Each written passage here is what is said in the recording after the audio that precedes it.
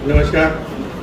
सर्वप्रथम सर्व पत्रकार बंधूंना मी इथे प्रेस कॉन्फरन्समध्ये मी ययाती नाईक आपलं स्वागत करतो.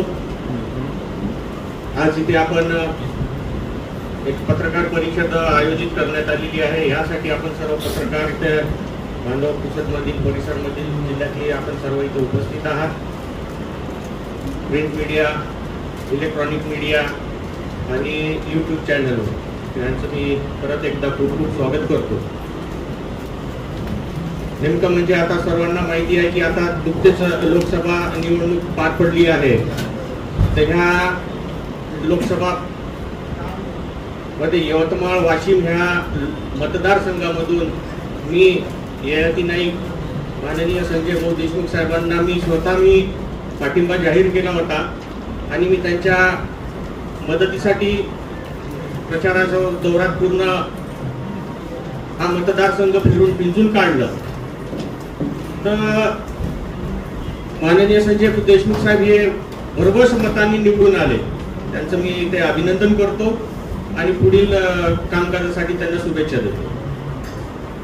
आज महत्वाचा विषय पत्रकार परिषद घ्यायचा म्हणजे हा पुसद मतदारसंघ जो आहे विधानसभा क्षेत्र, यात माननीय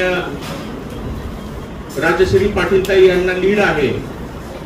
ह्या लीड मध्ये बॅनरबाजी होऊन राहिली. पुसदमध्ये कुठेतरी ययाती कमी पडला अशी वारंवार काहीतरी चर्चा चालू आहे. ह्यासाठी आपण इथे उपस्थित आहे आणि मी 2 शब्द बोलण्याचा प्रयत्न करतो. हे आपल्याला माहिती आहे की ह्या लोकसभा मतदारसंघामध्ये पुसद शहरामधून माननीय मनोहरराव नाईक साहेब, आमदार निलय नाईक, आमदार इंद्रनील नाईक, माननीय पालकमंत्री संजय भाऊ राठोड साहेब, त्याचबरोबर माजी आमदार विजय पाटील चोंडीकर साहेब, हे सर्व राजश्री पाटील ताईंच्या पाठीशी होते आणि मी एकटा संजय भाऊ देशमुख साहेबांच्या मदतीला होतो.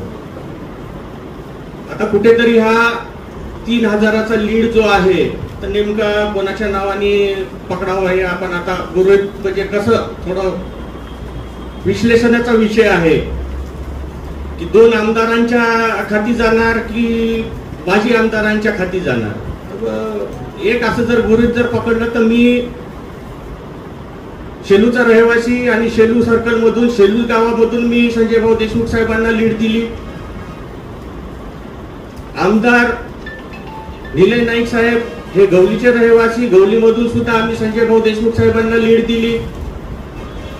मनोहर भाऊ, इंद्रनील भाऊ, विजय पाटील चोंडीकरांना हे पुसद शहरमध्ये राहतात, शहरमध्ये पण सुद्धा संजय भाऊ देशमुख साहेबांना लीड दिली. आता प्रश्न येतो हा 3000चा. मला तर असं वाटतं की ह्या विश्लेषण मध्ये मी सगळं अॅनालाइज केलं तर मला असं वाटतं की फक्त मनोहर भाऊ साहेबांच्या मोबाईल मधून जे फोन धोरणीवर लोकांशी जे चर्चा झाली तर त्या हिशोबानेच मला वाटते की हा श्रेय फक्त मनोहर भाऊंनाच जाणार. कुठल्याही आमदारांनी आणि कुठल्याही कार्यकर्त्यांनी श्रेय घेऊ नये एकत्रित मला असं वाटतं. कारण की मी नंतर चर्चा केली लोकसभा झाल्या आपल्या रिझल्ट लागल्या त्याच्यानंतर. दुसरा विषय, संजय भाऊ देशमुख साहेबांना मदत का करायची. एक व्यक्तिमत्व आहे, अनुभवही आहे, माजी मंत्री राहिलेले आहेत, त्याचबरोबर त्यांना प्रशासनाचा अनुभव आहे. विकास कामं आपण खेचून आणू शकतो. प्रशासनाच्या ह्याच्यात कसे फाईल मूव्ह करायचे, कसं काम करायचे हे सगळं त्यांना अनुभव आहे.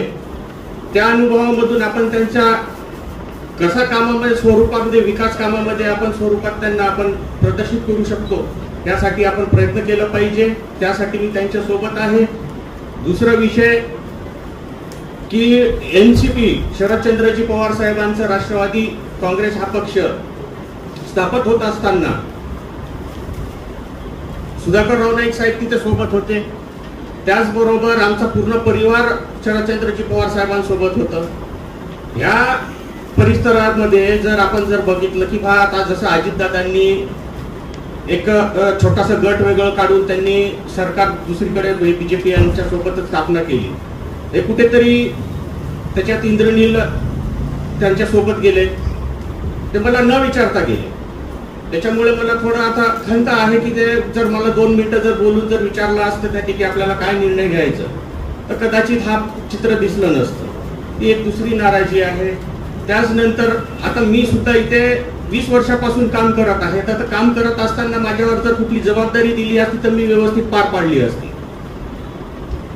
दुसरा विषय, कुठेतरी लोकसभाच्या ह्याच्यात मोहिनी नाईक यांचं नाव समोर आलं, त्यावेळेस सुद्धा मला विचारलं गेलं नाही.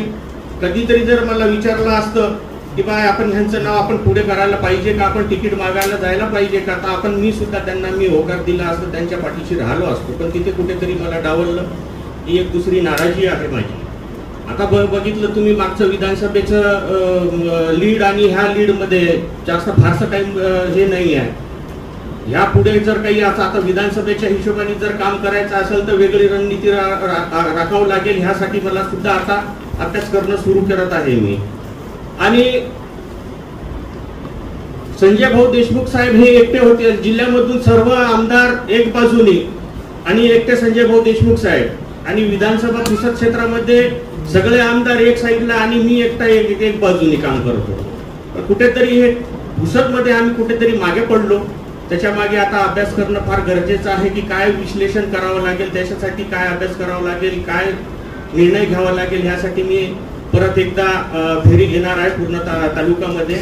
आणि त्यानंतर कुठे कमी पडलो ह्याच्यावर अभ्यास करणं फार गरजेचं आहे. त्यासाठी मी थोडा मला वेळ लागेल. अजून परत एकदा आम्ही असंच आपण बैठक घेऊ, पत्रकार परिषद घेऊ. त्यावेळेस सुद्धा तुम्हाला समोरील जे काही घडेल किंवा काही जे विश्लेषणमधून काही जे रिझल्ट येईल, काही जे अभ्यास झालेला असेल त्यामधून मी तुम्हाला कळवू. त्याचबरोबर पुसद इथे तब्बल 5 हेलिकॉप्टर उतरले लोकसभेत. तरी सुद्धा जर 3,000ची जर लीड मिळत असेल तर एक कसं फार त्यांच्यासाठी गंभीरचा विषय आहे.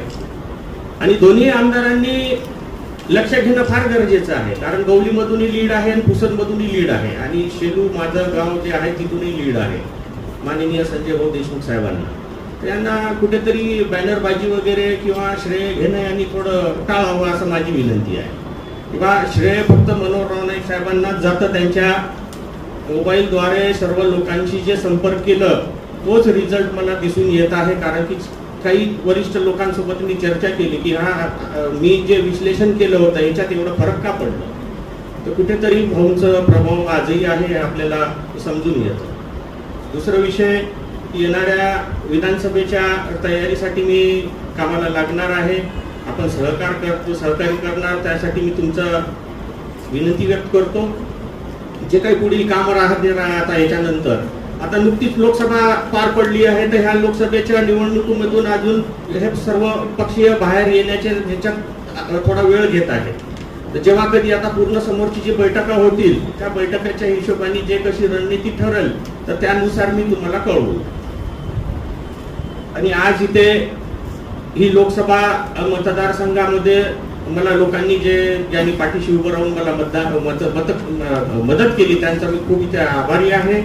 आणि आपण सुद्धा इथं उपस्थित आहात, मी तुमचा पण इथे मी आभार व्यक्त करतो. धन्यवाद.